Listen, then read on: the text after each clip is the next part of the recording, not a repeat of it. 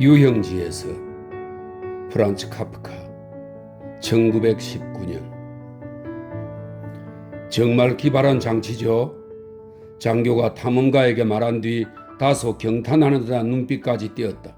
그리고 평소에 늘 보아왔던 장치를 새삼스럽게 바라보았다. 탐험 중에 있는 이 여행자가 항명과 상관 모독죄로 선고를 받은 한 사병의 사형 집행에 한번 입회해주지 않겠느냐는 사령관의 초청에 응한 것은 사령관에 대한 배려에서였다. 사실 처형에 대한 관심은 이 유형지에서조차 그다지 크지는 않았다. 사방이 민둥산으로 둘러싸여 있는 깊고 조그마한 모래 땅으로 이루어진 이 골짜기에는 장교와 탐험가 외에는 당사자인 사형수와 졸병 한 사람이 있을 뿐이다. 사형수는 둔해 보이는 메기 아가리에 수염과 머리털을 덥수룩하게 기른 지저분한 얼굴의 사나이였다. 그리고 졸병은 묵직한 쇠사슬을 쥐고 있었다. 이 쇠사슬의 끝은 몇 가닥씩 작은 사슬로 갈라져서 사형수의 발목과 손목 그리고 목을 묶었고, 그 작은 사슬들은 다시 가로지른 사슬에 의해서 서로 붙들어 매어져 있었다. 그건 그렇고 그 사형수는 마치 개처럼 온순한 것 같았다. 설사 근처의 산허리를 자유로이 뛰어 돌아다닐 수 있게 풀어놓더라도 집행을 시작할 때쯤 휘파람을 불기만 하면 곧바로 돌아올 것처럼 보였다. 탐험가는 이러한 장치에는 거의 흥미가 없었으므로 국외자와 같은 태도를 거의 노골적으로 드러내면서 사형수의 등 뒤를 왔다 갔다 했다. 반면 장교는 깊게 땅을 파서 설치해 놓은 장치 밑으로 기어 들어가기도 하고 사닥다리를 타고 올라가 윗부분을 여기저기 점검하기도 하면서 마지막 준비에 여념이 없었다. 원래 그러한 일은 누군가 기계 담당자에게 맡겨도 될 만한 작업이었으나 장교가 이 장치의 특별한 예찬자였기 때문인지 아니면 그 일을 남에게 맡길 수 없는 다른 이유가 있어서인지 어쨌든 장교는 그 일을 극히 열심히 수행했다. 자, 이제 다 끝났다. 장교는 마침내 이렇게 외치고 사닥다리에서 내려왔다. 그러고는 몹시 지쳤는지 입을 딱 벌리고 숨을 몰아쉬고 있었다. 얇은 숙녀용 손수건 두 장이 그의 군복 깃 안쪽에 쑤셔 넣어져 있었다. 그 군복은 무척 답답해서 열대 기후에는 맞지 않겠군요. 장교의 기대와는 달리 탐험가는 장치에 관한 것 따위는 전혀 묻지 않고 엉뚱한 말을 했다. 정말 그렇습니다. 장교는 말하고 나서 기름 묻은 손을 준비되어 있는 물통에 씻었다. 하지만 이 군복은 조국의 상징입니다. 저희들은 조국을 잃고 싶지 않으니까요. 그건 그렇고 자, 이 장치를 봐주십시오. 장교는 그렇게 덧붙여 말하고 흥겁으로 손을 닦으면서 장치를 가리켰다. 이제까지는 손이 갔습니다만 이제부터는 장치가 완전히 자동적으로 움직일 겁니다. 탐험가는 고개를 끄덕이고 장교의 뒤를 따라갔다. 그는 중간에 어떤 사고가 날지도 모르므로 미리 입막음을 해놓으려 했는지 이렇게 말했다. 물론 고장이 생길 수도 있습니다. 단지 오늘은 확실히 광이 나지 않을 줄 압니다만 어쨌든 고장만은 각오해 두지 않으면 안 됩니다. 게다가 이 장치는 12시간이나 쉴 새 없이 계속 가동되고 있으니까요.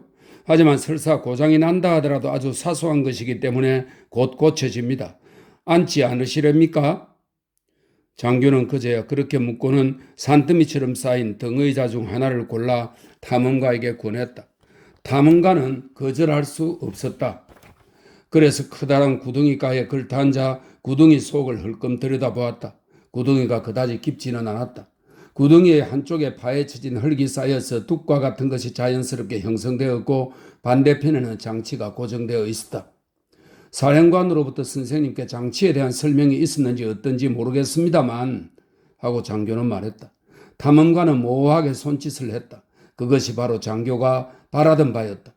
그렇다면 자기 입으로 장치에 대해 설명할 수 있기 때문이었다. 이 장치는 하고 장교가 입을 열면서 연접봉 하나를 쥐더니 거기에 몸을 기댔다. 전임 사령관이 발명하신 겁니다. 저는 이 장치를 맨 처음 착상하셨을 당시부터 돕기 시작하여 완성될 때까지 줄곧 이것저것 제작에 참여하였습니다. 하지만 이 발명의 공적은 물론 전임 사령관께 돌아가야 할 것입니다. 선생님은 전임 사령관에 대해서 들어본 적이 있습니까? 아직 못 들으셨다고요? 그럼 제가 말씀드리겠습니다. 실은 이 유형지 전체의 시설은 전임 사령관께서 이룩해 놓으신 것이라고 해도 과언이 아닙니다. 전임 사령관이 계실 때부터 이미 이 유형지의 시설은 매우 잘 완비되어 있었기 때문에 후임자가 새로운 계획을 제 아무리 많이 머릿속에 그리고 있다 하더라도 적어도 얼마간은 아무것도 손댈 수 없으리라는 것을 저희들 전임 사령관 숭배자들은 짐작하고 있습니다. 저희들의 생각은 역시 적중했습니다. 신임 사령관께서도 이걸 인정하지 않을 수 없을 것입니다. 선생님이 전임 사령관을 모르시다니 유감스럽군요. 아니, 이건 정말 하고 숨을 돌린 뒤 말이 지나쳤습니다. 좌우간 지금 눈앞에 있는 것이 전임 사령관이 남기신 장치입니다. 보시는 바와 같이 이것은 3개의 부분으로 이루어져 있습니다. 시간이 흐르면서 어느 틈엔지 이들 각 부분에 속칭과 같은 것이 붙게 되었습니다. 그 아랫부분은 침대라고 불려지고 있으며 윗부분은 제독이라고 불려지고 있습니다. 그리고 저기 공중에 매달려 있는 중앙 부분은 쓰레라고 불려지는 것입니다. 쓰레라고요? 탐험가가 되짚어 물어보았다. 별로 주위에서 귀를 기울이고 있지 않았기 때문이다. 태양은 그림자 하나 없는 골짜기에 걸린 채 타는 듯한 강렬한 빛을 내려 쬐고 있었다. 그 누구도 자신의 생각을 집중시키기조차 힘들었다. 그런 만큼 큼직한 견장을 달고 몇 가닥의 모를 가슴에 들이워서 마치 사열식에라도 참석한 것처럼 갑갑한 정장을 한 채 매우 열심히 설명을 계속하고 있었을 뿐만 아니라 이야기를 하고 있는 동안에도 나사 돌리개로 여전히 분주하게 이곳저곳의 나사를 조절하고 있는 장교의 모습은 정말이지 경탄할 만했다. 옆의 졸병도 탐험가와 똑같이 나른한 기분에 휩싸여 있는 듯 했다. 졸병은 양쪽 손목에 사형수를 붙들어 맨 쇠사슬을 감아붙인 채 한 손을 총구 위에 얹고 기대어 서서 머리를 목 부분에서 꺾어 푹 늘어뜨려 얼빠진 모습을 하고 있었다. 탐험가는 그것을 보고도 별로 이상하게 생각지 않았다. 장교가 프랑스로 이야기를 하고 있었기 때문이다. 프랑스라면 졸병도 사형수도 알아들을 리가 없었다. 그런 만큼 사형수가 알아듣지 못하면서도 장교의 설명을 따라가려고 열심히 애쓰고 있는 것이 무척 야릇한 느낌을 주었다. 조금은 졸린 듯해 보이긴 했지만 사형수는 끈기 있게 장교가 손가락질하는 쪽으로 잇따라 눈길을 돌린 다음 장교와 마찬가지로 다시 탐험가 쪽으로 눈길을 옮겼다. 그렇습니다. 쓰레입니다. 장교가 말했다. 쓰레라는 명칭이 딱 들어맞습니다. 바늘 여러 개가 쓰레처럼 나란히 박혀 있을 뿐 아니라 이 부분 전체가 쓰레 같은 구실을 하고 있지요. 다만 그 운동이 한 군데에 집중된다는 점이 다를 뿐이죠. 물론 여느 쓰레보다는 훨씬 정교하게 만들어져 있습니다. 좌우가 얼마 지나지 않으면 아시게 되리라고 생각합니다. 우선 이 침대 위에 사형수가 누입니다. 저로서는 이 장치의 구조에 대해서 먼저 대충 설명을 드린 다음에 이 취급 방법을 실현해 보여드리려고 생각하니까요. 그런데도 제독이의 톱니바퀴가 달아 있어서 가동을 시작하면 어마어마하게 삐걱거리는 소리를 낼 겁니다. 그렇게 되면 피차 의사가 소통되도록 이야기할 수가 없습니다. 보충 부품은 유감스럽게도 이 고장에서는 인수하기가 몹시 곤란합니다. 다시 말하면 이것이 방금 말씀드린 침대입니다. 온통 소음을 넣고 꾸매기만 한 요가 깔려 있습니다. 이 침대의 목적은 곧 아시게 될 겁니다. 이 요 위에 저 사형수를 엎드려 누입니다. 물론 알몸으로 말입니다. 이게 저놈을 꼭 묶고 두기 위해 손에 거는 가죽띠, 이것은 발에, 이것은 목에 거는 가죽띠입니다. 이곳이 침대 머리맡에 해당되는 곳으로 저놈이 맨 먼저 얼굴을 갖다 대는 이 근처엔 이렇게 작은 펠트 다발이 있습니다. 이 다발은 쉽사리 조절되어 바로 놈의 입 안으로 넣어지도록 꾸며져 있습니다. 울부짖거나 혀를 깨물거나 하는 것을 방지하는 게 목적입니다. 물론 저놈은 펠트를 입에 물지 않을 도리가 없습니다. 그러지 않으면 목에 걸린 가죽띠 때문에 목이 부러지고 마니까요. 이게 소음을 넣은 것이라 말이죠. 탐험가가 대묻고 상반신을 내밀었다. 물론이죠. 장교는 빙글빙글 웃으면서 말했다. 자, 직접 만져보십시오. 장교는 느닷없이 탐험가의 손을 잡아 침대 위를 한번 만져보게 했다. 특별히 주문해서 만든 소음입니다. 그러나 겉으로 봐서는 특별한 것을 발견할 수가 없습니다. 이 요의 목적에 대해 나중에 언급할 때가 있을 겁니다. 탐험가도 이미 그 무렵에는 장치 쪽에 다소 마음이 끌리기 시작하고 있었다. 그는 햇살을 가리기 위하여 손을 눈 위에 갖다 대면서 장치를 따라 시선을 위로 옮겨갔다. 참으로 커다란 구조물이었다. 침대와 제독이는 둘 다 거의 비슷한 크기였으며 두 짝의 음침한 함처럼 보였다. 제독이는 침대에서 약 2m가량 위쪽에 설치되어 양쪽은 서로 네 귀를 아래 위로 건너지른 노쇠 막대로 연결되어 있었다. 그 네 개의 노쇠 막대는 때마침 내려지는 따가운 햇살을 받아 마치 발광체처럼 빛나고 있었다. 그리고 그 두 함 사이에는 한 줄의 강철선에 의해 썰애가 매달려 있었다. 장교는 조금 전 탐험가가 무관심하다는 것은 거의 눈치도 채지 못했지만 이제 상대방에게 싹튼 관심을 재빨리 알아차렸다. 탐험가에게 실컷 관찰할 틈을 주려고 일단 이야기를 중단한 것도 그 때문이었다. 사형수는 탐험가를 흉내내고 있었다. 다만 그는 손으로 눈을 가릴 수 없었으므로 자유로운 눈을 깜빡이면서 올려다보고 있었다. 그렇다면 이 사람이 엎드려서 들어누워 있게 되겠군요. 탐험가는 이렇게 말을 하고 팔걸이 의자에 기대어 앉아 두 발을 꼬았다. 그렇습니다. 장교는 그렇게 말하고 군모를 조금 뒤로 젖힌 다음 손으로 달아오른 얼굴을 쓰다듬었다. 말하자면 이렇게 됩니다. 침대에는 물론이고 제도기에도 각각 전지가 달려 있습니다. 침대 쪽은 침대 자체를 위해서 전지가 필요합니다만 제도기 쪽은 썰애를 위해 전지가 필요한 것입니다. 놈이 단단히 묶이고 나면 즉시 침대가 움직이기 시작합니다. 무척 빠르게 작동을 계속하면서 아주 가볍게 좌우 운동과 상하 진동을 동시에 하는 것입니다. 혹시 이것과 아주 비슷한 장치를 병원 같은 데서 보신 적이 있을지 모르겠습니다만 단지 저희들 침대가 다른 점은 모든 운동이 정확한 계산의 기초를 두고 있다는 점입니다. 다시 말하면 침대의 운동은 한치의 오차도 없이 썰애의 운동과 보조를 맞추지 않으면 안 됩니다. 이 썰애의 판결의 실제 집행이 맡겨져 있기 때문입니다. 대관절 어떤 판결입니까? 탐험가가 물었다. 그것도 모르고 계셨나요? 장교가 어이가 없다는 듯이 말하고 입술을 깨물었다. 제 설명이 앞뒤가 맞지 않았던 것 같아 미안합니다. 널리 용서해 주시기 바랍니다. 이전에는 사령관께서 친히 설명하는 게 상례였어요. 그런데 신임 사령관은 이 명예로운 임무조차도 회피하신 셈이지요. 그것도 이처럼 고귀하신 분의 시차를 받고 있는 처지에 탐험가는 그러한 정중한 말씨를 두 손으로 만류하라고 했으나 장교는 끝내 경의를 고집했다. 이토록 고귀하신 분에게 판결에 대한 그 윤곽조차 신임 사령관이 말씀에 올리지 않았다는 것은 이 또한 개혁의 하나이며 그것이야말로 여기서 하마터면 욕설이 튀어나오려는 것을 장교는 가까스로 참으며 다음과 같이 말을 이었다. 그 점 제게는 아무것도 연락을 받지 못했습니다만 제게도 책임이 있습니다. 그것은 어떻든 간에 여기서의 판결을 가장 잘 설명할 수 있는 사람으로 말하면 물론 저보다 나을 사람은 없습니다. 실제로 이렇게 장교는 윗주머니를 탁탁 두드렸다. 저는 전임 사령관의 이 장치에 관한 스케치까지도 간직하고 있을 정도니까요. 사령관이 직접 그린 스케치 말입니까? 탐험가가 물었다. 그렇다면 사령관은 팔방미인이라는 겁니까? 군인인 동시에 발명가요, 화학자이며 또 제도사이기도 했다는 겁니까? 물론입니다. 장교는 깊은 생각에 잠긴 듯 눈길을 고정시킨 채 말했다. 그러고 나서 자기의 양손을 찬찬히 내려다보았다. 소중한 스케치에 손을 대기에는 청결성이 약하다고 생각한 모양이었다. 장교는 물통이 있는 곳으로 가서 다시 한번 손을 씻었다. 그런 다음 그는 조그만 가죽 지갑을 꺼내며 말했다. 이 판결은 결코 엄격하다고는 생각되지 않습니다. 사형수의 몸에 자기가 어긴 규칙이 썰애로 씌워지게 됩니다. 예를 들어 이 사형수 같으면 장교는 옆의 사나이를 가리켰다. 네 상관을 존경하라고 씌워지는 것입니다. 탐험가는 헐깃 그 사나이 쪽을 보았다. 장교로부터 손가락질을 당했을 때 사나이는 고개를 숙인 채 무언가 조금이라도 떨어버리고 귀를 쫑긋거리고 있는 것 같았다. 그러나 사나이의 두툼하게 꼭 다물어진 입술의 움직임은 그가 아무것도 이해하지 못하고 있다는 것을 나타내고 있었다.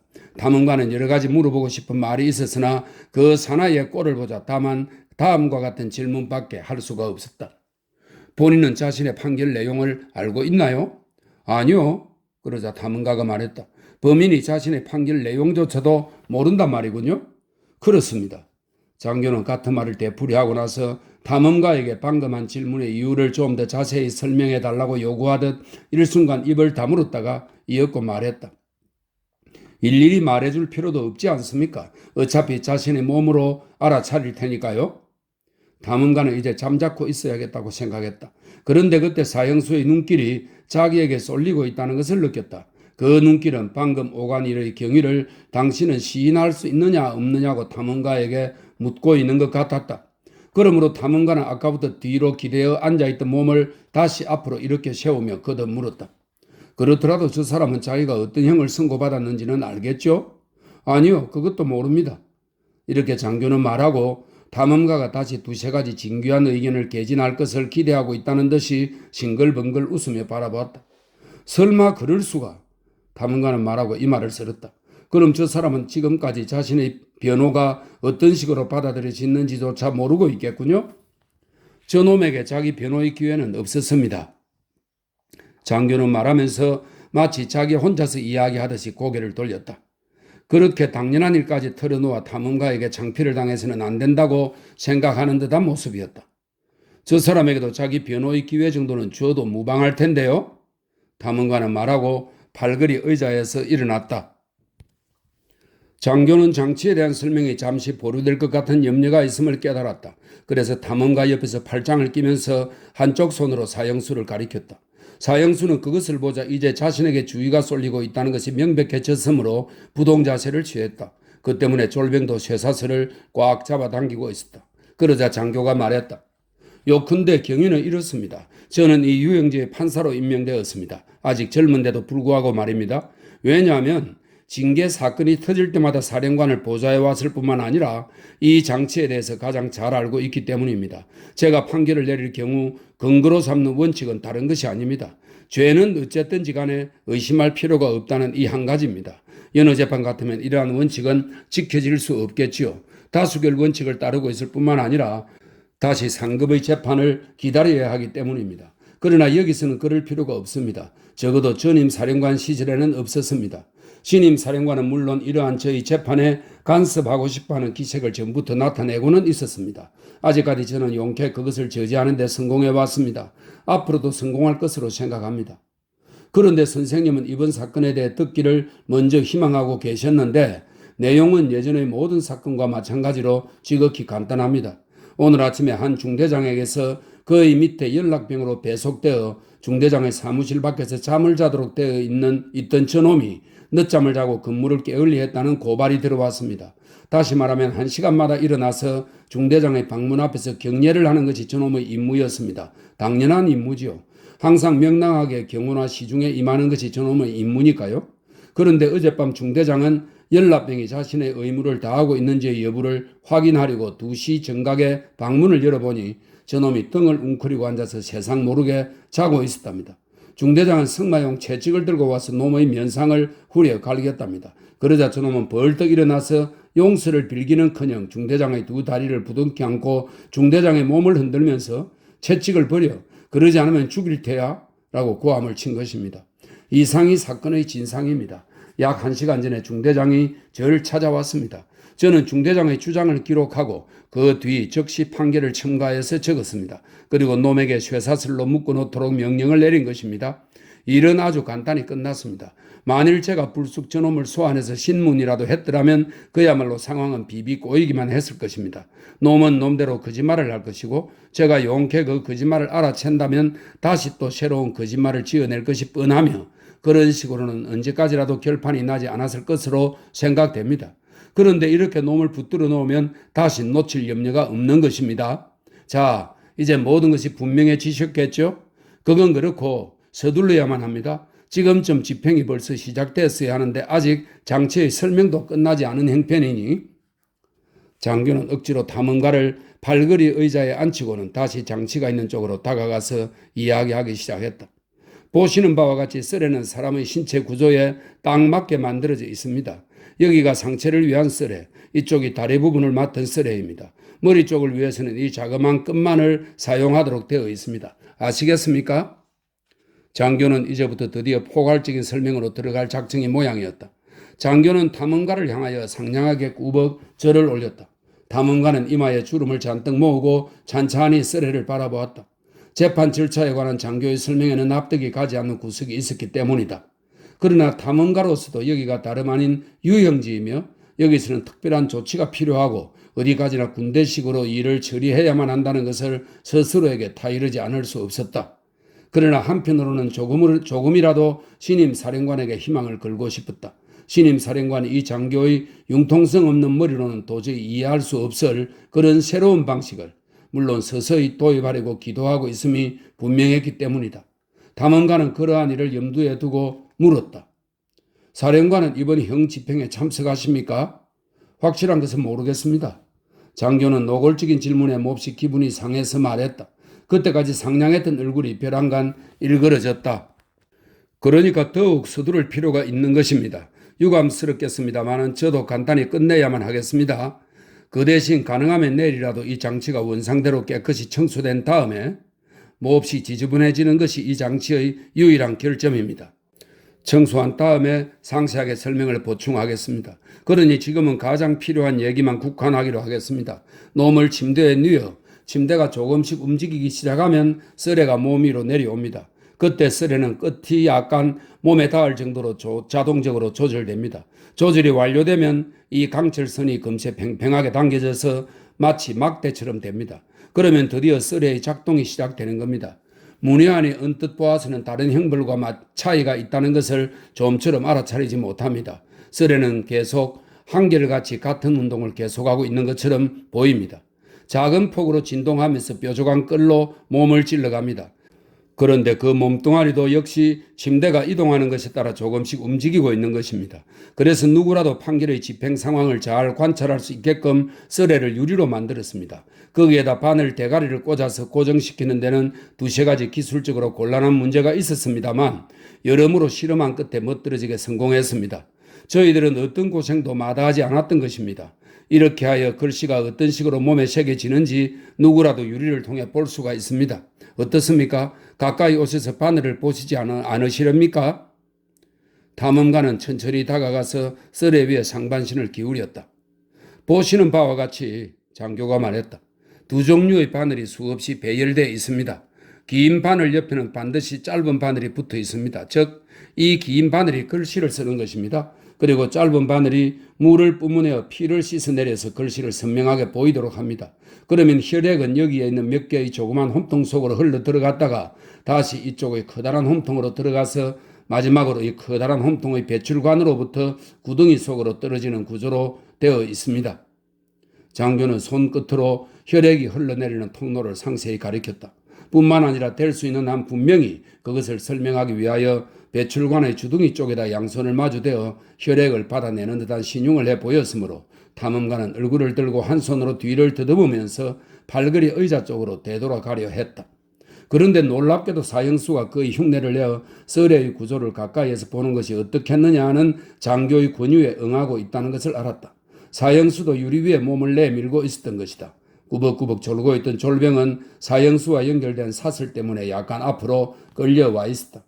그러나 사형수가 아무리 눈동자를 이리저리 굴려 두 사람의 높은 양반들이 방금 관찰하고 있던 것이 무엇인지 알아내려 해봤자 그가 그때까지의 설명을 듣지 못한 이상 별 수 없을 것은 뻔한 노릇이었다. 사형수는 이곳저곳을 들여다보고 다시 그 유리 제품을 위에서 아래로 몇 차례나 뜯어보고 있었다. 탐험가는 사형수가 하고 있는 행동이 죄를 더욱 무겁게 할지도 몰랐으므로 사형수를 쫓아버리려고 생각했다. 그 순간 장교가 한쪽 손으로 탐험가를 꼭 붙든 채 다른 손으로 둑에서 흙덩이를 주워들더니 졸병을 향해서 내던졌다. 졸병은 움찔하고 눈을 들어 사형수의 괘씸한 거동을 보자 총을 버리고 발 뒤꿈치로 땅바닥을 찍어 두 발을 버티며 힘껏 사형수를 잡아당겼다. 순간 사형수는 그 자리에 나동그라졌다. 졸병은 사형수가 버둥거리면서 쇠사슬을 쩔렁거리는 것을 내려다보고 있었다. 이렇게 샤워! 장교가 소리쳤다. 탐험가의 주의가 사형수 때문에 완전히 엉뚱한 곳으로 빗나가버린 것을 눈치챘기 때문이었다.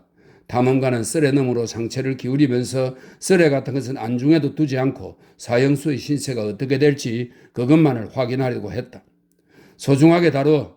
장교가 거듭 고함을 질렀다. 그는 장치의 주위를 돌아 뛰듯이 하며 다가가더니 손수 사형수의 겨드랑이를 잡아 발을 미끄러뜨리고 있는 사형수를 일으켜 세웠다. 졸병으로 하여금 거들게 하면서. 그럭저럭 대충 이해가 갔습니다. 장교가 되돌아왔을 때 탐험가가 말했다. 아닙니다. 아주 요긴한 것이 남아 있습니다. 하고 장교가 말한 뒤 탐험가의 팔을 잡아 머리 위를 가리켰다. 저기 제도기 안에 썰애의 운명을 결정하는 톱니바퀴 장치가 들어 있습니다. 그 톱니바퀴 장치는 판결 내용을 나타내는 도안에 따라 조정됩니다. 저는 지금까지 전임 사령관의 스케치를 사용하고 있습니다. 이것이 그것입니다. 그는 가죽 지갑에서 몇 장의 종이를 꺼냈다. 하지만 유감스럽게도 손에 들고 보시게 할 수는 없습니다. 이것은 제 소지품 중에서도 가장 귀중한 것입니다. 제발 앉아 주십시오. 이 정도의 거리에서 보여드리기로 하겠습니다. 그 편이 오히려 전체를 잘 살펴볼 수 있을 것입니다. 장교가 먼저 한 장을 보여주었다. 탐험가는 무언가 찬사를 한 마디 좀 보내고 싶었지만 아무리 보아도 이리저리 교차되어 얽혀있는 선밖에 보이지 않았다. 선들만이 지면을 꽉 메우고 있어 약간의 하얀 여백을 볼 수 있을 정도였다. 읽어보십시오. 장교가 말했다. 못 읽겠어요? 탐험가가 말했다. 아니, 일목요연하지 않습니까? 장교가 말했다. 정말 정교합니다만. 이렇게 말하고 탐험가는 슬쩍 피하면서 덧붙였다. 도무지 해독이 안 됩니다. 틀림없이 될 겁니다. 장교는 말하고 웃으며 지갑을 원래의 위치인 호주머니에 넣었다. 한데 학교에서 학생들에게 가르치는 서체가 아닐 따름입니다. 시간을 들여 읽어 나가지 않으면 안 됩니다.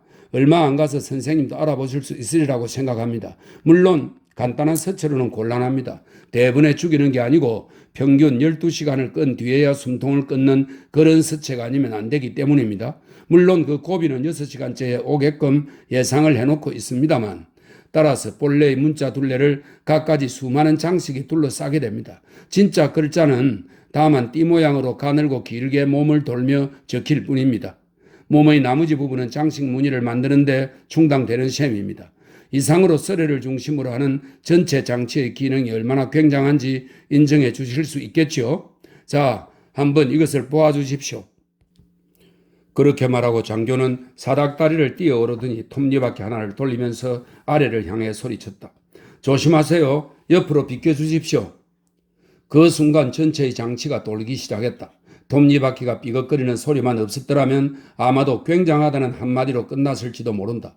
장교는 이 톱니바퀴의 소음이 사뭇 예상 밖이라는 듯 윽박지르듯이 주먹을 톱니바퀴에 들이대더니 이번에는 탐험가 쪽을 향해 양해를 구하는 것처럼 양팔을 벌려보았다. 그러고는 급히 사닥다리를 내려와서 밑에서 기계의 움직임을 관찰했다. 아직 어딘가의 상태가 고르지 못한 곳이 있었던 모양이었다. 그도 그것을 알아차렸음이 틀림없었다. 다시 사닥다리를 기어오르더니 양손을 제도기 속에 찔러 넣었다. 그러고는 1초라도 빨리 내려가기 위해 사닥다리를 이용하지 않고 노쇠 막대 하나를 타고 미끄러져 내리더니 소음으로 목소리가 지워지지 않도록 탐험가의 귀에 대고 이렇게 소리를 질렀다. 이때 그는 터무니없이 긴장하고 있었다. 과정을 납득하셨는지요? 썰애가 글씨를 쓰기 시작해서 놈의 등에 문자의 첫 윤곽을 새겨 넣는 걸 마치면 소음을 넣은 요가 썰애의 새로운 여백을 제공하기 위해 옆으로 흔들리면서 놈의 몸을 서서히 옆으로 굴려갑니다. 그와 동시에 글씨가 새겨진 상체 자국이 밑으로 돌아서 직접 요 위로 옵니다. 그러면 요는 특제 소음에 의해서 즉시 추리를 멈추게 하고 새로운 글자 새기기에 대비합니다. 이쪽 썰의 가장자리의 깔쭉깔쭉한 것은 그 다음에 몸을 더 회전시켜가는 도중 상처에 엉겨붙어 있는 소음을 뜯어내어 구덩이 속으로 던져버리는 구실을 합니다. 그러면 썰애가 다시 아까와 같은 작용을 되풀이하게 됩니다. 이렇게 해서 썰애는 12시간에 걸쳐 점점 깊게 글씨를 새겨 나가는 것입니다. 최초 6시간은 사형수도 평소와 다름없이 멀쩡한 상태에서 다만 고통만 약간 느낄 뿐입니다. 그리고 2시간 후에 펠트가 입에서 제거됩니다. 놈에겐 이제 더 이상 울부짖을 힘조차 없기 때문입니다. 그를 저음에 이쪽 머리맡의 전기로 가열된 자그마한 그릇 속에 따뜻한 쌀죽이 담깁니다. 놈은 입맛만 동한다면 혀로 채듯이 해서 얼마든지 먹을 수 있습니다. 이 기회를 놓치는 자는 없습니다. 저는 그런 자를 아직껏 본 적이 없습니다. 제 경험은 풍부하다고 자부합니다. 식욕을 잃게 되는 것은 6시간째쯤부터입니다. 저는 그때쯤 되면 대개 이 근처에 무릎을 꿇고 앉아 그러한 변화를 관찰하고 있습니다. 그때가 되면 놈은 이미 입에 머금은 마지막 음식을 삼키는 일조차 불가능하게 됩니다. 그저 헛되이 입안에서 뱅뱅 돌리고 있다가 구덩이 속으로 퇴하고 뱉어버리고 맙니다. 저는 그때 재빠르게 머리를 움츠리지 않으면 안 됩니다. 그러지 않으면 정통으로 얼굴에 뒤집어 쓰게 되니까요. 그건 그렇고 6시간째쯤 되면 놈들은 어쩌면 그렇게 얌전해지는지 모릅니다. 아무리 우둔한 자라도 철이 들게 됩니다. 그런 표정은 우선 눈 언저리에 나타나서 차차 퍼져갑니다. 그것을 보고 있노라면 누구나 놈과 함께 썰애 밑에 들어눕고 싶은 유혹에 사로잡히지 않을 수 없을 것입니다. 형 집행은 우선 이것으로 일단락이 지어집니다.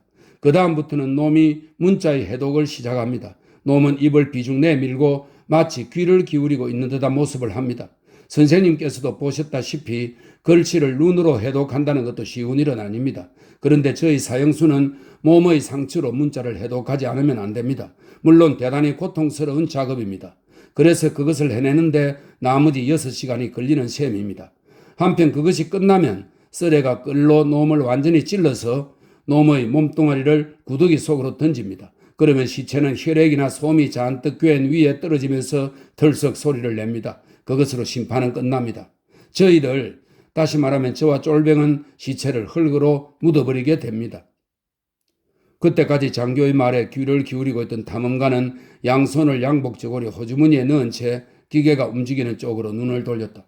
사형수는 아무런 영문을 모른 채 기계의 움직임에 눈을 돌리고 있었다. 그는 약간 앞으로 구부린 자세로 흔들거리고 있는 바늘을 눈으로 좁고 있었다. 그때 졸병이 장교의 신호로 벼랑간 사형수의 등 뒤에서 셔츠와 바지를 나이프로 세로로 쭉 찢었으므로 셔츠와 바지가 사형수의 몸에서 벗겨져 떨어지고 말았다. 사형수는 알몸을 가리기 위해 떨어지는 옷가지에 손을 뻗치려 했지만 졸병이 그보다 빨리 사형수를 똑바로 세우고 사형수의 몸에 붙어있는 누더기 조각까지도 몽땅 흔들어 떨어뜨려 버렸다. 장교는 기계를 세웠다. 갑자기 찾아온 고요 속에 사형수가 쓰레 아래에 눕혀졌다. 쇠사슬이 풀리고 사슬 대신 가죽띠가 메어졌다. 일순간 사형수는 그것을 감명을 의미하는 것으로 생각할지도 모른다. 그러자 쓰레가 다시 한층 더 낮게 내려졌다. 사형수가 야위였기 때문이다. 그리고 쓰레의 바늘 끝이 사형수의 몸에 닿았을 때 사형수의 살갗 위로 이로 형용할 수 없는 전율이 스쳐갔다. 사형수는 오른손을 아직도 졸병이 다루는 대로 내맡기고 있었으므로 왼손을 무작정 내밀어 뻗었다. 그런데 그 방향에 장교가 서 있었다. 적어도 대충이나마 설명은 일단 끝마쳤으니 이제부터 집행되는 사형이 실제로 어떠한 감명을 탐험가에게 줄 것인지 그것을 탐험가의 표정으로부터 읽어내려 하고 있는 듯 했다. 그때 손목에 걸 가죽띠가 툭 끊어졌다. 아마도 졸병이 너무 힘을 주어 잡아당긴 모양이었다. 졸병이 도움을 청하려고 가죽띠의 끝을 장교에게 흔들어 보였다. 아니나 다를까 장교가 졸병 쪽으로 뛰어갔다. 그리고 얼굴을 탐험가에게로 돌리더니 말했다. 기계는 매우 복잡한 구조로 되어 있습니다. 드러는 끊어지거나 부러지는 일이 생기는 것은 어쩔 수가 없는 일입니다. 그러나 그것 때문에 전체 판결에 착오가 생기거나 해서는 안 됩니다. 가죽띠 같은 것은 야간 즉각 교체가 됩니다. 쇠사슬을 하나 쓰기로 하지요. 물론 그것 때문에 오른팔의 미묘한 진동은 좀 영향을 받습니다만. 그리고 장교는 손수 쇠사슬을 묶고 있는 동안에도 말을 계속했다. 기계를 유지하기 위한 비용이 지금은 무척 절감되고 있습니다. 전임 사령관 재직 당시에는 이 목적만을 위해서 제가 자유로이 처리할 수 있는 금액이 따로 있었습니다. 그곳에는 부속품 일체를 보관하는 창고까지 있었습니다. 솔직히 말씀드려 저는 그것을 지나치게 낭비했었는지도 모릅니다. 물론 옛날 이야기입니다만 매사를 옛날 제도를 타파하기 위한 구실로 이용할 줄밖에 모르는 신임 사령관이 뭐라고 주장하건 단연코 지금의 이야기는 아닙니다. 지금은 기계에 관한 회계도 신임 사령관이 직접 관리하고 있습니다. 제가 새 가죽띠를 타오도록 심부름을 보내면 끊어진 가죽띠를 증거품으로 제시하라는 명령을 받습니다. 그러면서 신품은 열흘이 지났어야 겨우 조달되는 실정입니다. 게다가 그게 또 질이 나빠 별로 쓸모가 없습니다. 그동안 제가 가죽띠 없이 어떻게 기계를 가동할 것인지 거기까지 걱정해주는 사람은 이제 아무도 없는 것입니다. 탐험가는 꼴똘히 생각에 잠겼다. 어쨌든 남의 나라 일에 결정적인 간섭을 하는 것은 크게 생각해 볼 문제였다. 자신은 유영지의 시민도 아니고 이 유영지가 속해 있는 나라의 국민도 아니었다. 그러니까 이런 사형 집행에 맞대놓고 반대한다거나 혹은 이것을 끝내 저지해 보려고 생각해 봤자 넌 외국인이지 않느냐, 잠자코 물러나 있으라고 하면 그뿐이었다. 자기는 거기에 대해 한마디도 대꾸할 자격이 없었다. 그리고 변명투로 자기는 이러한 경우에 처하면 자제할 수 없는 것이 버릇이며 원래 견문을 넓힐 목적으로 여행을 하고 있으므로 남의 나라의 재판 제도를 개혁한다는 따위의 의도는 들 것만큼도 없다고 덧붙이는 것이 고작이었다. 그렇지만 이 고장에 대해서는 몹시 흥미로웠다. 재판 과정의 불법성과 사형 집행의 잔인성은 의심할 여지가 없었다. 그 누구도 탐험가의 이기심이라고 단정할 수는 없으리라. 이 사형수만 하더라도 자기와는 생판남이었다. 같은 나라 사람도 아니거니와 또 동정심을 사게 하는 그런 인간도 아니었다. 어쨌든 자기는 여러 방면의 추천장도 가지고 있었으며 이곳에 와서도 지극히 정중한 대접을 받았다. 게다가 이 사형 집행에까지 자기가 초대되었다는 사실은 두말할 나위도 없이 이 재판에 대한 비판을 자기에게 바라고 있다는 것을 시사하고 있는 듯하다고 생각되었다. 이러한 추측은 방금 장교로부터 신임 사령관이 그와 같은 재판 절차의 신봉자가 아니며 오히려 장교에 대해서 적의에 찬 태도조차 보이고 있다고 너무나도 또렷하게 들은 참이라 탐험가로서는 더 한층 진실성을 띠게 되는 것으로 여겨졌다. 바로 그때였다. 탐험가가 장교의 고함 소리를 들었다. 장교가 꽤 애써서 사형수의 입에 펠트 다발을 집어넣으려는 찰나 사형수가 구역질을 참지 못하여 눈을 감고 구토를 하기 시작한 것이었다. 장교는 당황하여 사형수를 잡아 일으켜서 펠트 다발로부터 떼어놓고는 사형수의 머리를 구덩이 쪽으로 비틀어 돌리려고 했으나 이미 때는 늦어 오물은 벌써 기계를 따라 흘러내리고 있었다. 이건 모두 사령관 탓이야 하고 장교는 소리를 지르면서 미친 듯이 눈앞의 노쇠 막대를 흔들었다. 기계가 마구간처럼 더러워져 버렸으니 장교는 떨리는 손으로 탐험가에게 방금 벌어진 추태를 가리켰다. 집행 전날에는 일체의 식사를 주지 말라고 1시간 이상이나 사령관에게 설명해 두었는데도 이 꼴입니다. 그런데 새로 오신 착하신 양반들은 다른 의견이었죠. 사령관의 부인들께서 놈이 끌려가게 된다는 소리를 듣자 놈의 목이 맬 정도로 입안 가득히 과자 나부랭이를 쑤셔 넣어주곤 했답니다. 세상에 태어난 뒤 지금까지 썩은 냄새가 나는 생선으로 영양을 취해온 놈이 이제 새삼스럽게 딴 걸 먹어봤대자 무슨 소용이 있겠습니까? 하지만 그렇습니다. 그것도 좋다고 칩시다. 별로 저는 이 일을 내세우지는 않겠습니다. 그렇지만 말입니다. 벌써 석 달 전부터 계속 청구를 해왔는데 새 펠트를 영 조달해주지 않으니 무슨 일일까요? 100명 이상이나 되는 사형수가 생사의 기로에서 빨고 씹고 해온 이 펠트를 입에 물고 구역질이 나지 않고 배길 사람이 어디 있겠습니까? 사형수는 머리를 모로 향하고 있었다. 이제 가라앉은 모양이었다. 졸병은 열심히 사형수의 쇠처로 기계를 씻고 있었다. 장교가 탐험가 쪽으로 다가왔다. 탐험가는 왠지 불안을 느끼며 한 걸음 뒤로 물러섰으나 장교는 상관 않고 탐험가의 손을 잡아 자신의 곁으로 끌고 갔다. 엄밀히 의논 드릴 게 있습니다만 괜찮으시겠습니까? 하고 물었다. 네, 괜찮습니다. 탐험가는 이렇게 말하고 눈을 내리깔면서 귀를 기울였다. 이러한 절차, 이러한 처형에 관해서는 뜻하지 않게 방금 선생님의 찬탄을 들었습니다만 현재 이 유영지에서 이 제도를 공공연히 동조하는 자는 한 사람도 없습니다. 제가 그 유일한 주장자인 동시에 전임 사령관의 유산을 물려받은 옹호자입니다. 이쯤 되니 이런 방법을 다시 앞으로 발전시켜 간다는 따위는 생각조차 못할 일입니다. 저는 현재 갖추고 있는 것만이라도 유지해 나가기 위해 온 힘을 다하고 있는 것입니다. 전임 사령관이 생존해 계실 때에는 이 유영지가 동조자로 넘쳐 있었습니다. 전임 사령관이 갖고 계셨던 설득력 정도는 저도 웬만큼 가졌다고 자부합니다만 제게는 권력이 전혀 없습니다. 그 결과 동조자들은 모조리 기어가 버리고 말았습니다. 지금도 여러 명 있긴 있습니다만 아무도 그것을 공언하지는 않습니다. 선생님이 오늘 다시 말하면 처형일에 찻집에라도 가셔서 물어보고 다녀보십시오. 아마 모두가 모호한 의견밖에는 말하지 않을 것입니다. 그들은 모두 동조자들입니다. 그런데 그러한 동조자 가지고는 현재와 같은 사령관을 위에 모시고 그 사령관의 지금과 같은 의견을 보이고 있는 한 제게는 전혀 도움이 되지 않습니다. 한데 선생님께 여쭤보겠는데 신임 사령관이나 신임 사령관을 움직이고 있는 여성들 때문에 이와 같은 필생의 노작이 이렇게 말하고 장교는 기계를 가리켰다. 없어져도 괜찮겠습니까? 그걸 눈뜨고 허용할 수 있을까요? 설사 외국인이라도 하루 이틀이나마 이 섬에 체제했던 사람이라면 말입니다. 어쨌든 더 이상 한시도 지체할 수 없습니다. 지금도 저희 재판권을 정지시키기 위한 공작이 진행되고 있는 중입니다. 이미 사령부 안에서는 저를 참여시키지 않고 여러 가지 혐의가 이루어지고 있습니다. 오늘 선생님의 시찰까지도 이러한 모든 정세에 비추어 보아 확실히 까닭이 있어 보인다고 생각합니다.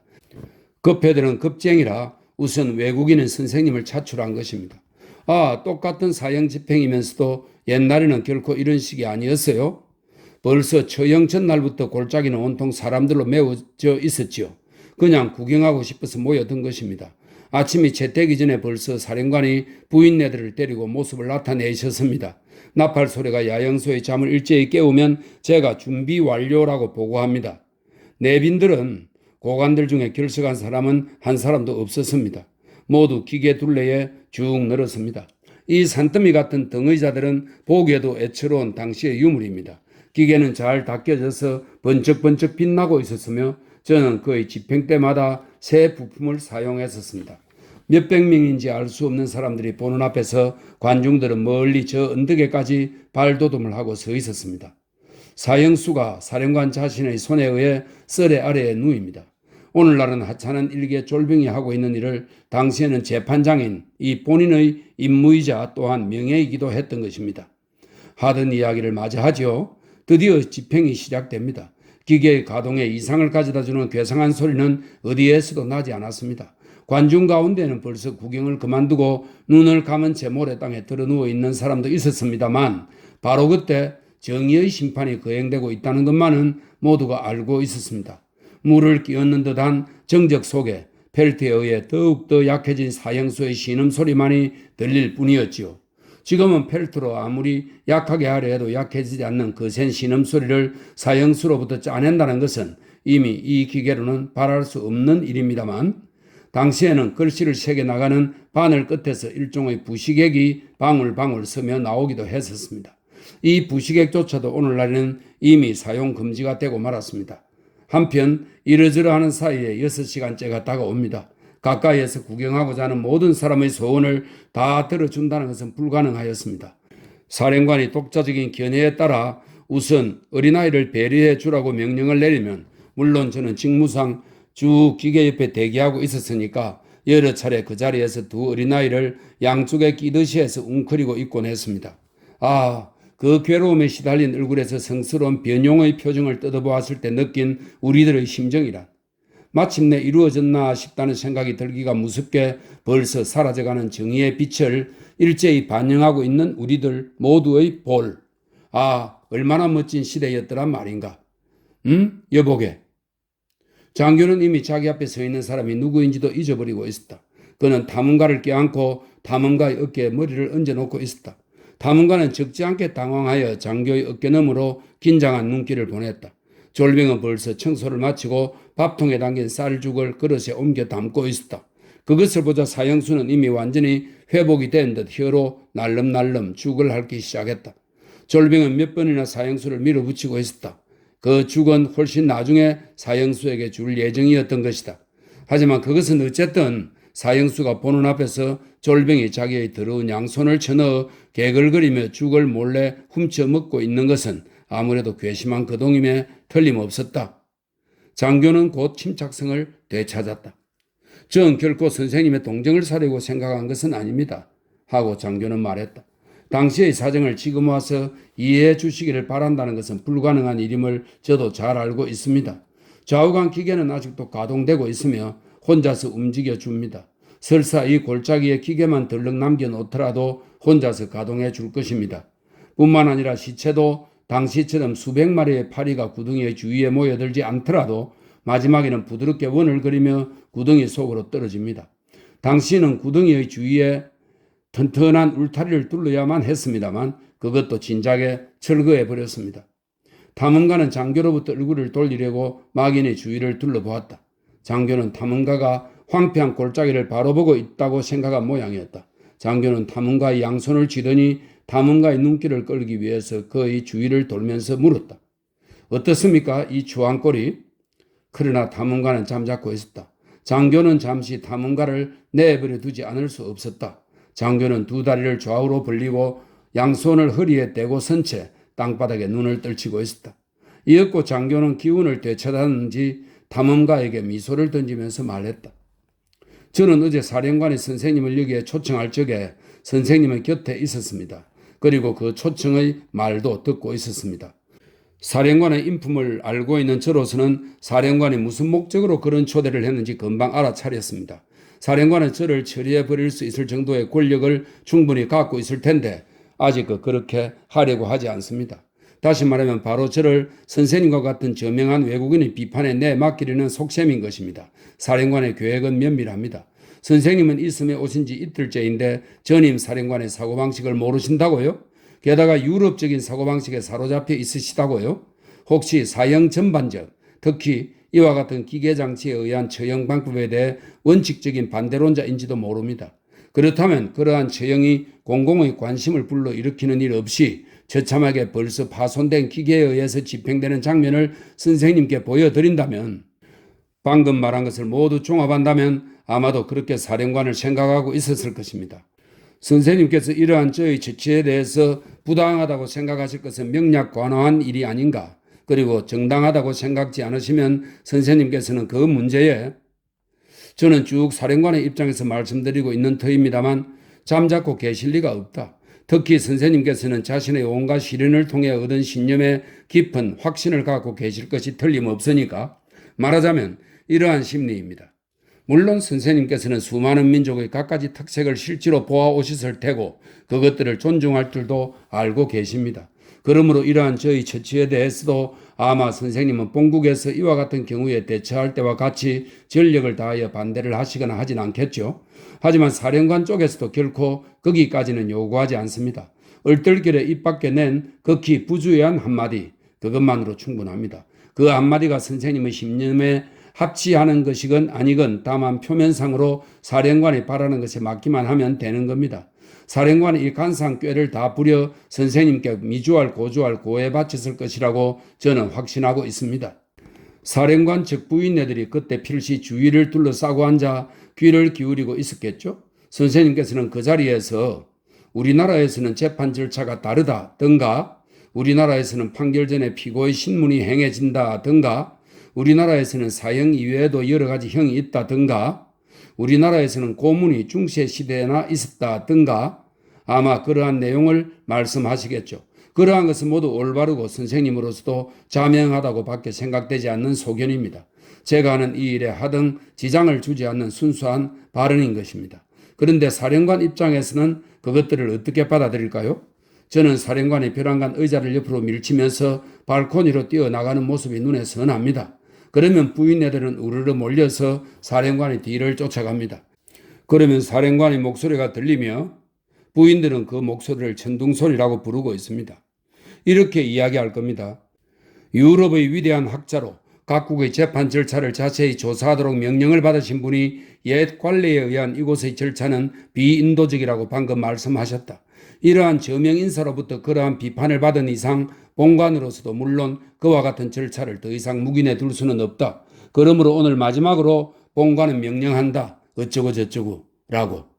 그러면 선생님께서는 사령관이 엄명한 바와 같은 말을 한 적이 없다. 자신은 장교의 처치가 비인도적이라고 말하지 않았다. 아니, 오히려 평소에 깊은 견문과 식견에 입각하고 있으며 더할 나위 없이 인도적이고 인간적이라고까지 생각하고 있다.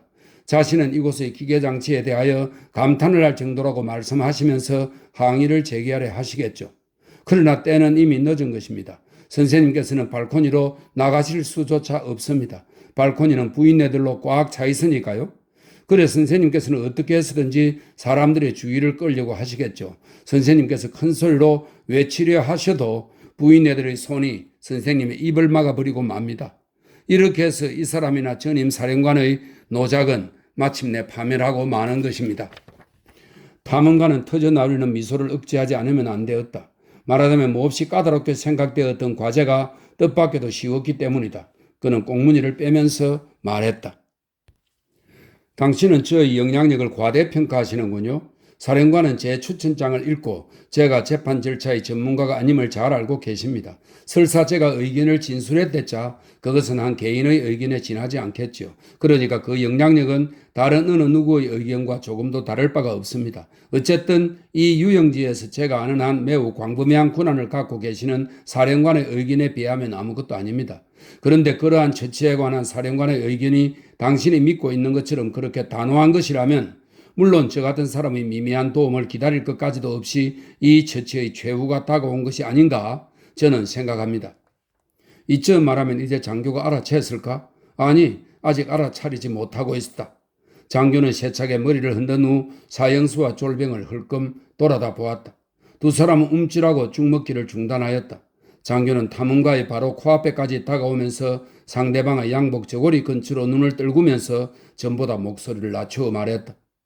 선생님께서는 사령관을 잘 모르십니다. 선생님은 사령관에게 있었으나 또 저희들 모두에게 있어서도 말하자면 이 신뢰되는 표현을 용서해 주십시오. 말하자면 해가 되지 않는 입장에 있습니다. 선생님의 영향력은 아무리 높이 평가해도 지나치다고 할 수 없는 것입니다. 제 말에 거짓은 없습니다.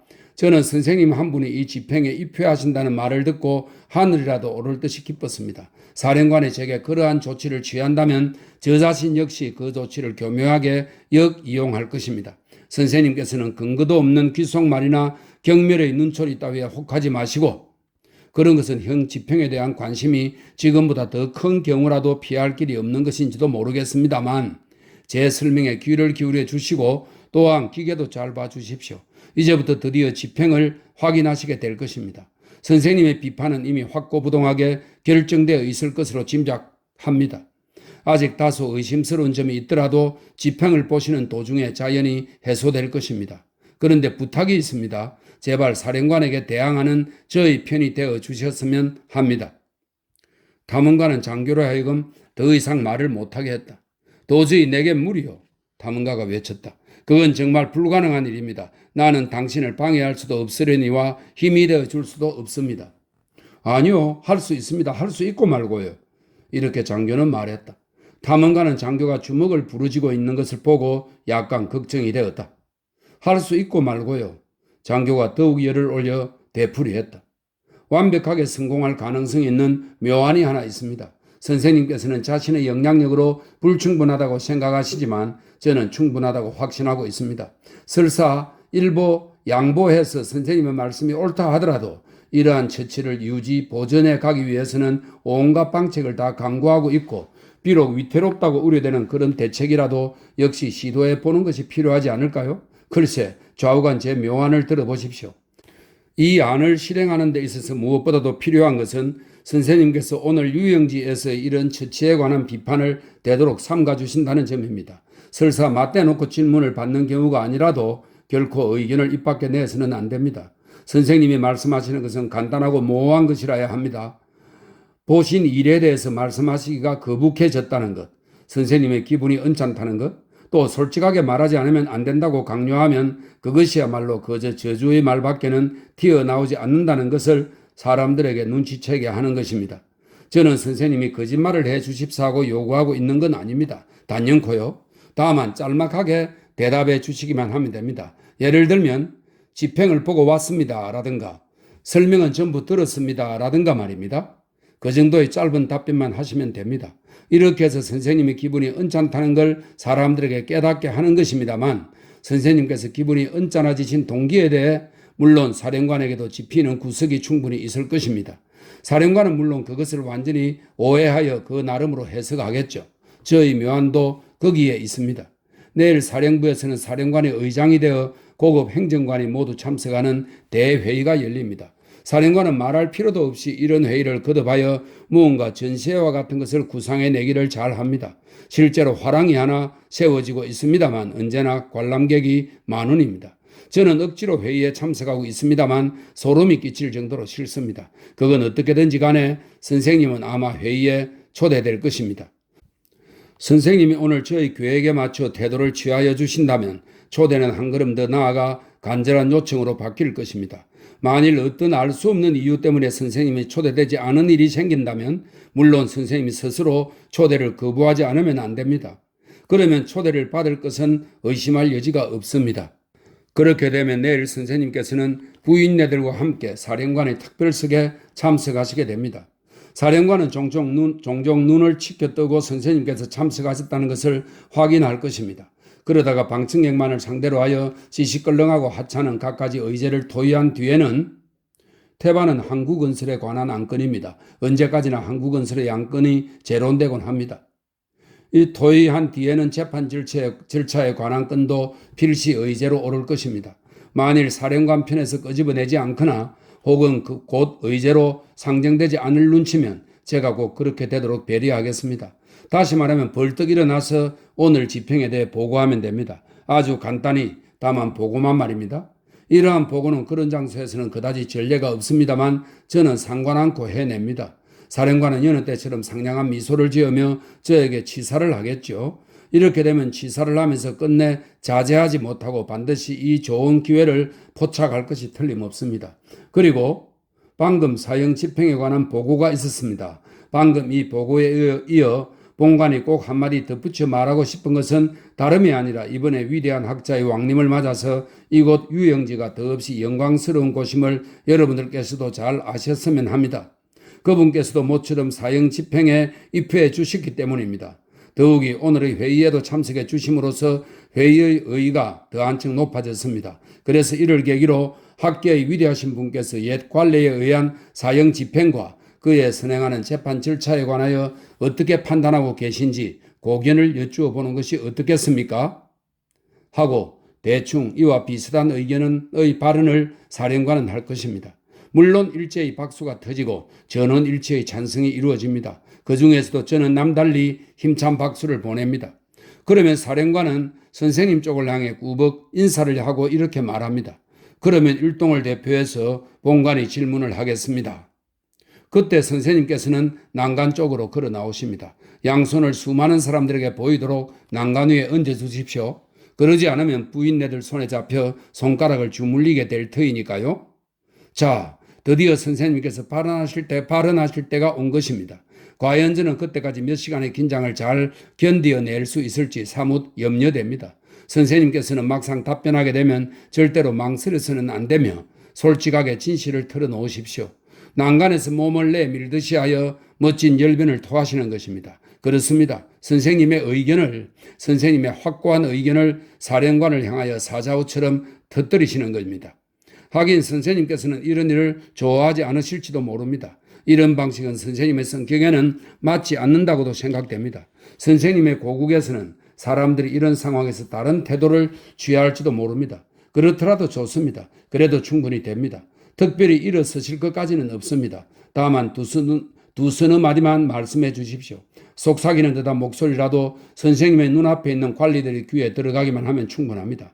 선생님의 입으로 사형 집행에 대한 관심의 결이라든가 삐걱거리는 톱니바퀴, 끊어져 버린 가죽띠, 속이 메석거리는 펠트 등에 대해서 말씀해 주시지 않아도 괜찮습니다. 그렇습니다. 뒷일은 일체 제가 맡겠습니다.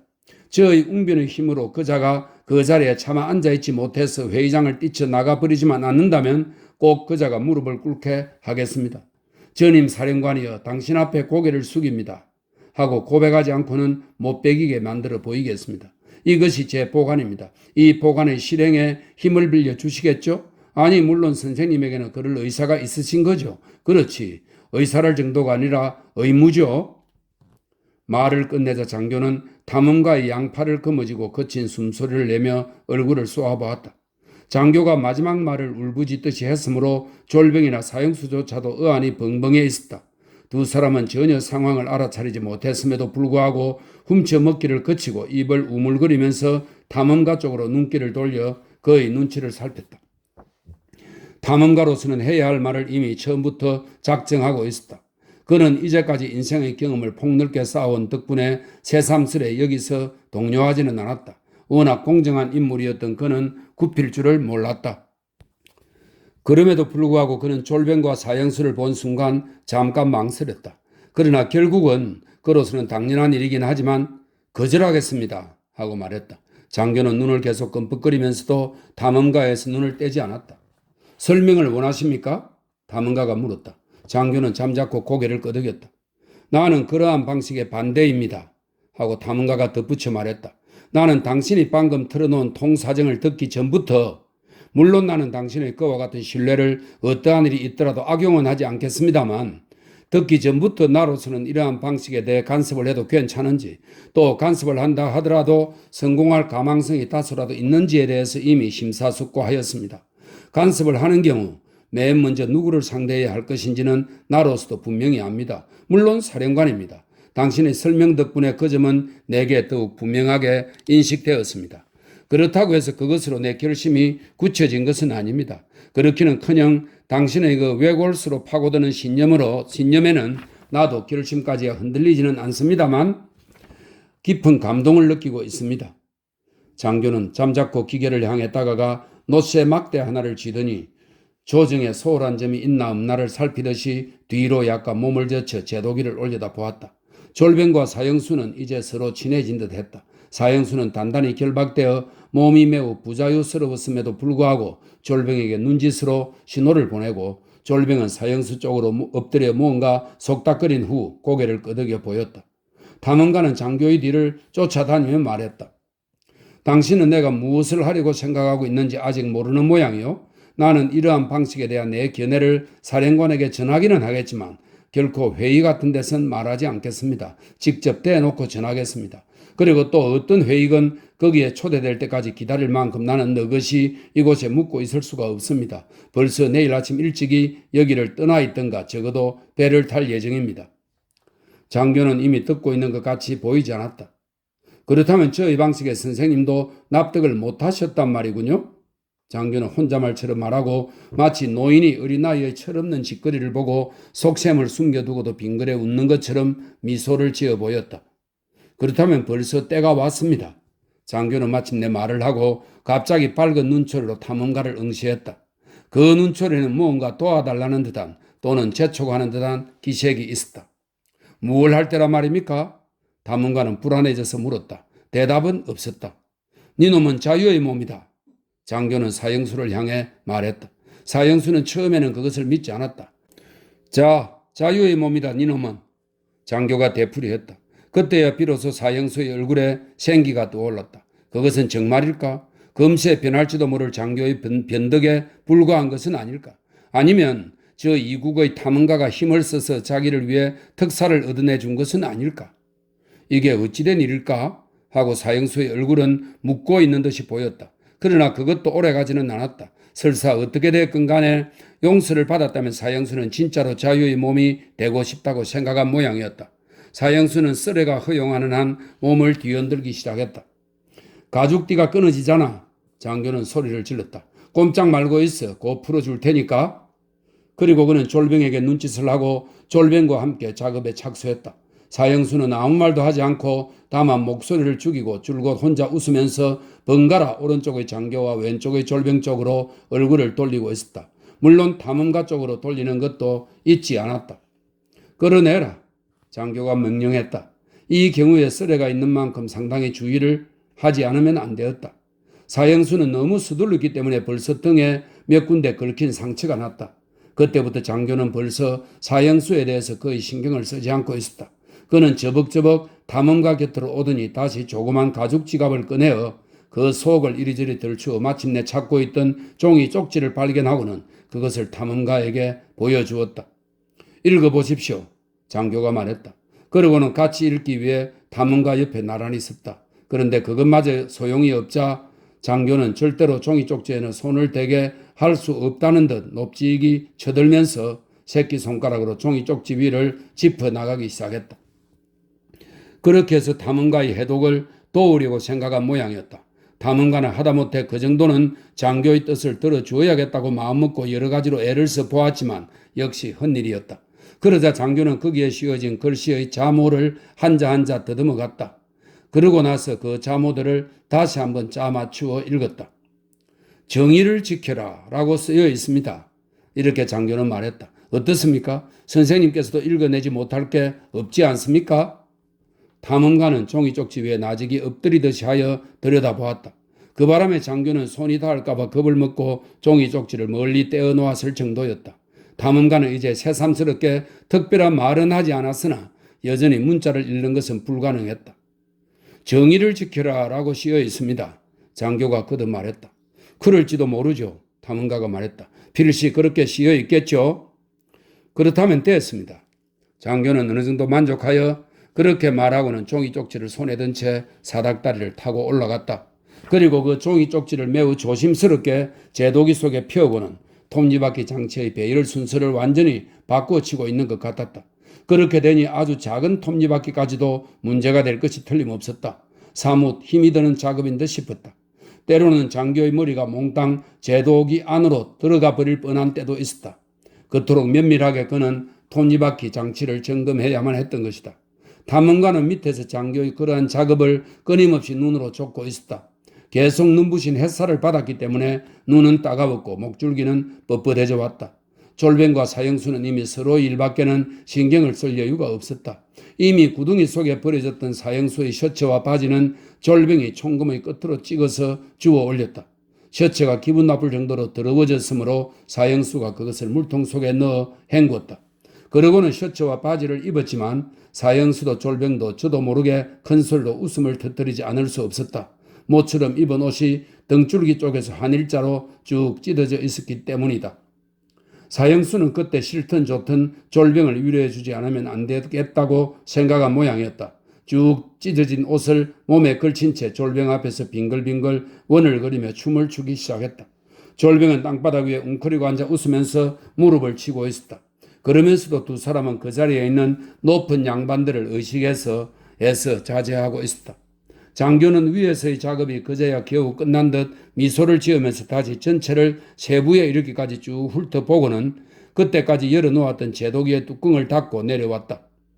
그리고 구덩이 속을 들여다보고 다시 눈을 사형수 쪽으로 옮겨 사형수가 벌써 옷가지를 꺼낸 것을 보자 만족하여 손을 씻기 위해 물통 있는 곳으로 갔다.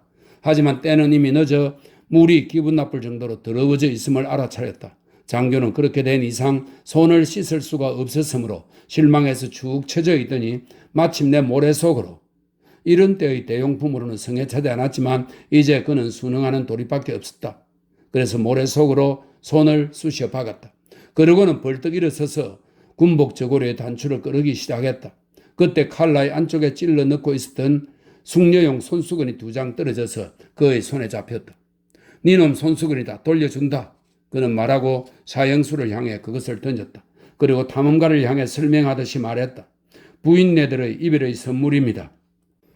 양복 저고리를 벗고 나서 완전히 발가벗기 전까지는 분명히 서두르고 있었음에도 불구하고 장교는 벗어버린 옷가지를 일일이 매우 꼼꼼하게 개켜갔다.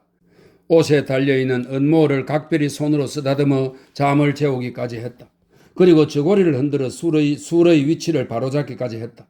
그런데 꼼꼼한 동작과 물론 앞뒤가 맞지 않는 일이었지만 그는 하나하나 개키는 족족 매우 기분이 언짢은 듯이 그것을 구덩이 속으로 휙 던져버리고 마는 것이었다. 마지막으로 손에 남은 것은 혁대가 달린 짧은 검이었다. 그는 칼집을 벗기더니 칼날을 두 동강으로 부러뜨려 부러진 칼과 칼집과 혁대를 모두 한데 거머쥐고 세차게 내동댕이 쳤으므로 아래 구덩이 속에서 서로 맞부딪히는 소리가 들렸을 정도였다. 이윽고 장교는 발가벗은 알몸으로 우뚝 섰다. 탐험가는 입술을 깨물고 아무 말도 하지 않았다. 앞으로 어떤 일이 벌어질지 탐험가도 알고는 있었지만 그렇다고 해서 장교가 하는 일을 방해할 권리는 없었다.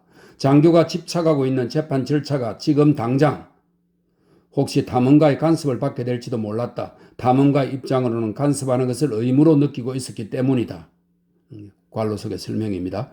지금 당장 폐지될 운명에 처해 있다면 지금 장교의 행동은 참으로 정당하다고 해야 한다. 설사 탐험가가 장교의 처지에 있었다 해도 역시 그러한 행동을 취할 수밖에 없었으리라.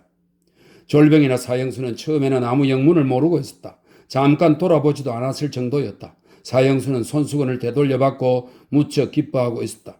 그런데 그 기쁨도 오래가지는 않았다. 졸병이 갑자기 옆으로 재빠르게 채갔기 때문이다. 졸병은 그것을 허리띠와 옷 사이에 찔러 넣었다. 그러자 이번에는 사형수가 졸병의 허리띠에서 손수건을 뺏으려고 길을 섰다. 졸병 쪽도 방심하고 있지는 않았다. 두 사람은 이렇게 시시덕거리면서 다투고 있었다. 그러는 가운데 장교가 옷을 홀랑 벗고 알몸이 된 다음에야 겨우 두 사람은 눈치를 챘다. 사형수는 뭔가 심상치 않은 일이 일어날지도 모른다는 예감에 가슴이 철렁해진 모양이었다. 자기의 신세가 이제는 장교에게로 옮겨간 것이다. 어쩌면 이대로 최악의 사태에까지 이르는지도 몰랐다. 아무래도 저 이국의 탐험가가 그렇게 하라고 명령을 내린 것 같았다. 그렇다면 복수가 되는 셈이다. 자기는 단말마저 고통을 맛보지 않아도 되었었지만 장교는 거기까지도 복수를 받는 셈이다.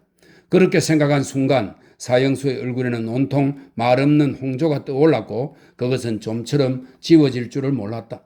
그런데 장교는 벌써 기계를 향해 덤벼들고 있었다.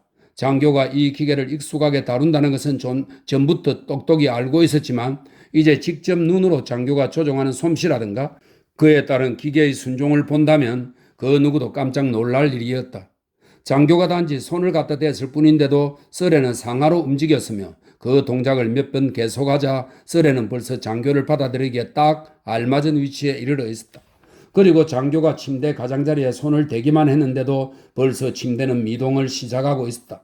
그러자 펠트 뭉치가 장교의 입에 다가오고 있었다. 장교도 그 펠트 뭉치만은 절대로 입에 물고 싶지 않은 듯 했으나 극히 짧은 일순간 망설였을 뿐 곧 단념을 했는지 그것을 입으로 물어버렸다. 이렇게 해서 모든 준비는 갖추어졌다. 다만 가죽띠만이 침대가에 늘어뜨려져 있었다. 그러나 가죽띠는 이 경우 분명히 불필요했다. 장교는 특별히 결박을 당하지 않아도 되었기 때문이다. 그런데 그때 사형수는 가죽띠가 메어져 있지 않다는 것을 깨달았다. 그대로는 집행이 완전하게 이루어지지 않을 것이라고 생각한 모양이었다. 사형수는 줄곧 졸병에게 눈짓으로 알리고 있었다. 얼마 후 이윽고 두 사람이 함께 장교를 결박하기 위해 달려갔다. 마침 장교는 이미 한쪽 다리를 뻗고 제도기를 움직이는 연접봉을 밀려는 참이었는데 두 사람이 다가오는 것을 보자 그 다리를 걷어들이고 자신을 묶게 내버려 두었다. 그렇게 되자 연접봉은 이미 장교가 미치지 못하는 곳에 가 있었다. 그렇다고 졸병이나 사형수로서는 어느 것이 연접봉인지 분간조차 하지 못했다. 탐험가는 그 자리를 움직이지 않겠다고 결심하고 있었다. 그러나 그것조차도 쓸데없는 일이었다. 가죽띠가 메어지자마자 기계가 움직이기 시작했기 때문이다. 침대가 조금씩 움직이고 무수한 바늘이 피부 위에서 춤추었으며 썰에는 아래 위로 요동하고 있었다. 탐험가가 잠시 그러한 상황을 지켜보고 있는 가운데 제도기의 톱니바퀴 하나가 삐걱거린다는 것을 문득 상기했다. 그런데 윙윙 소리조차 들리지 않을 정도로 기계 전체가 조용한 것이었다. 기계가 이처럼 조용하게 작동하자 어느 틈엔가 사람들의 관심에서 완전히 벗어나게 되었다. 탐험가는 졸병과 사형수 쪽으로 눈을 돌리고 있었다. 사형수는 유난히 활기가 넘쳐 있었다. 기계의 각 부분에 흥미가 끌리는 듯 몸을 낮게 구부리기도 하고 발돋움을 하기도 하면서 줄곧 둘째 손가락을 뻗어 무언가 졸병에게 가리키고 있었다. 탐험가는 그것이 창자가 끊어지듯 괴로웠다. 마지막까지 현장에 남을 작정을 하고 있던 탐험가도 이제는 두 사람의 태도를 참아보고만 있을 수가 없었던 모양이다. 너희들 돌아가, 이렇게 말했다. 졸병은 그때 명령대로 할 생각이 들었는지도 모른다. 그러나 사형수는 그 명령을 처벌로 생각한 듯 두 손을 모아 그 자리에 남아있게 해달라고 계속 빌었다. 그래도 탐험가가 고개를 저으며 도무지 응해주지 않자 무릎을 꿇고 빌기까지 했다. 탐험가는 이 마당에 아무리 명령을 해봤자 소용이 없다고 깨닫고 그들 옆으로 가서 두 사람을 쫓아버려야겠다고 마음먹었다. 바로 그때였다. 머리 위의 제도기 속에서 뭔가 잡음이 나고 있는 것을 언뜻 들었다. 탐험가가 돌아다 보았다.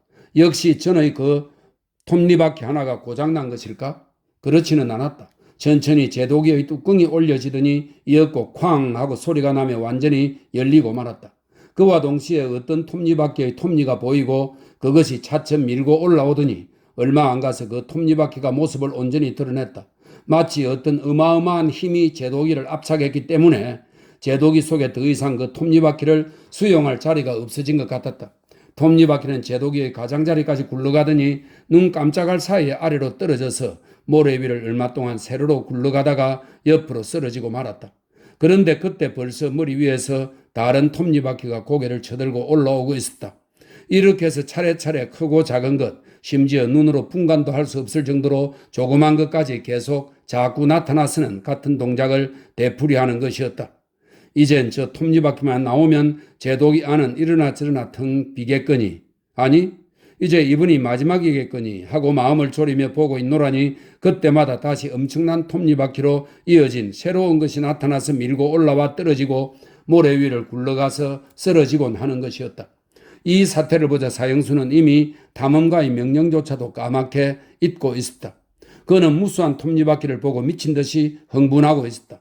그는 졸병을 채근하여 도와달라고 하면서 톱니바퀴를 가로채려고 열을 올리고 있었다. 하지만 막상 잡으려고 손을 뻗을 때마다 움찔하고 손을 움츠리지 않을 수 없었다. 바로 그 뒤에 다른 톱니바퀴가 계속 이어져서 그것이 적어도 구르기 시작했을 때에는 저도 모르게 움츠러들지 않을 수 없었기 때문이다.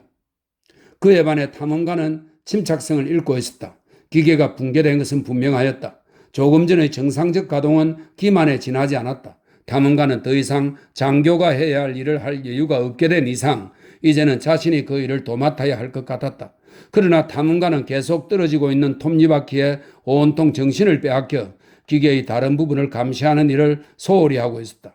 그런데 지금 마지막 톱니바퀴가 제도기를 떠난 뒤 썰의 쪽을 들여다보던 그는 다시 새삼스럽게 경악에 휩싸이고 말았다. 썰에는 이미 글씨를 쓰고 있지 않았다. 다만 찔러대고 있을 뿐이었다.